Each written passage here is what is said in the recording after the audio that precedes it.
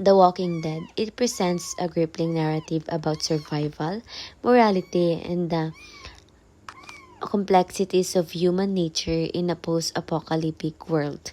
The characters face constant threats from zombies and other survivors, forcing them to make narrowing decisions about loyalty, ethics, and survival.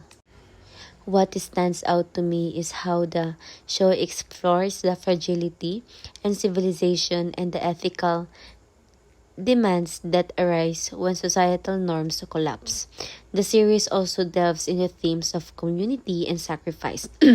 As characters form new alliances and relationships, the importance of trust and teamwork became evident. The emotional weight of their decisions often leads to heart-wrenching moments that challenge viewers to consider their values in extreme situations. The Walking Dead is not just a horror story, it is a compelling examination of humanity's darker aspects and the enduring quest for hope in a world gone awry.